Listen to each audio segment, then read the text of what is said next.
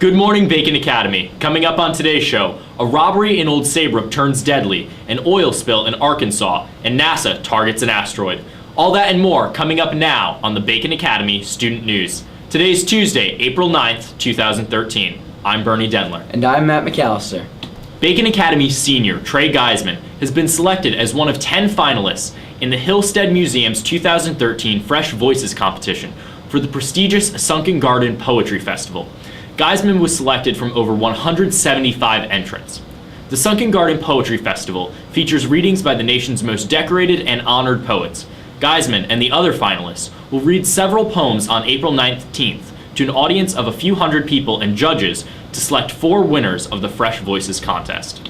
A Connecticut state trooper was wounded yesterday along with a robbery suspect, while a second suspect was killed during a car chase and shootout. The suspects were reportedly fleeing the scene of a robbery at the Days Inn in Old Saybrook and were pursued by Old Saybrook police. A car chase ensued and a state trooper came to assist the Old Saybrook officers when his car collided with the vehicle being driven by the suspects. A shootout followed in which the trooper was injured, but police say his injuries are not life-threatening. One suspect was pronounced dead on the scene, while another was taken to Hartford Hospital with severe injuries. President Obama visited Connecticut yesterday in order to address standing and possible new firearm legislation. The president paid his respects to the 26 victims of the Sandy Hook Elementary School shooting and consoled the relatives of the deceased before beginning his campaign aimed at putting pressure on an unruly Congress to adopt tighter gun restrictions. Obama addressed a crowd of approximately 3,000 spectators at the University of Hartford yesterday afternoon. Congress is still up in arms over the national gun debate, and it is yet to be seen whether or not the president's speech will have a significant impact. The Louisville Cardinals defeated the Michigan Wolverines 82-76 to win the NCAA Division I Men's Basketball Championship Monday night in Atlanta. The showdown was one for the ages, with a dazzling array of airborne theatrics, jaw-dropping dunks, and three-pointers from well beyond the line. The Cardinals surged from a double-digit deficit in the first half to lead during much of the second half and finally clinched the victory. The Cardinals played without Kevin Ware, the sophomore guard who suffered one of the most grotesque injuries in college sports while playing Duke on March 31st. "These are my brothers, you know," Ware commented after the game. "They got the job done, and I'm so proud of them." Residents in Mayflower, Arkansas have filed a class action lawsuit for $5 million against Exxon Mobil after a pipeline ruptured and brought thousands of barrels of heavy crude oil to a suburban neighborhood. Exxon Mobil has stated that between 3,500 and 5,000 barrels of heavy crude oil was spilled and has promised to cover the cleanup costs. The lawsuit was filed on Friday in the U.S. District Court, Eastern District of Arkansas. Margaret Thatcher, the 87-year-old former Prime Minister of the United Kingdom, died on Monday after suffering a series of strokes. Thatcher was the UK's first female Prime Minister and held office from 1979 to 1990. The funeral ceremony, with full military honors, will take place at London's St. Paul's Cathedral, following a procession at Westminster. In Serbia on Tuesday, a gunman went on a shooting spree, killing at least 13 people, including a small child.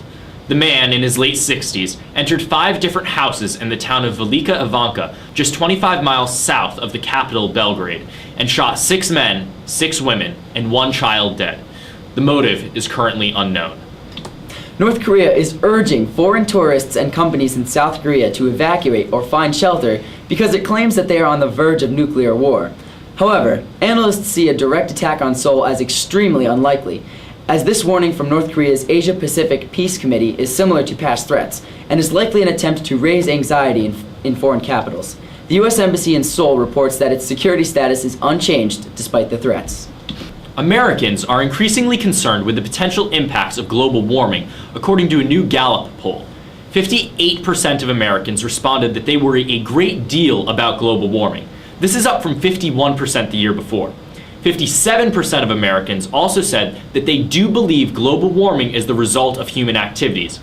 Both of these figures, however, are down from highs of 72% who worried a lot in 2000 and 61% who attributed climate change to human activities in 2010. NASA has engineered a revolutionary defense tactic for protecting our planet from wayward space objects. A new asteroid lasso has been designed to capture asteroids in a container. Once collected, the space debris can be moved to a gravitationally neutral point between the Earth and the Moon, where it can be studied and potentially even mined.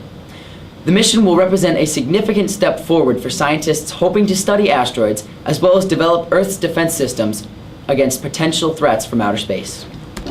That's all for today. Join us again tomorrow for more school, local, national, and world news. And remember, you can catch us online too at youtube.com/BA Student News. Who will be the next Mr. Bacon?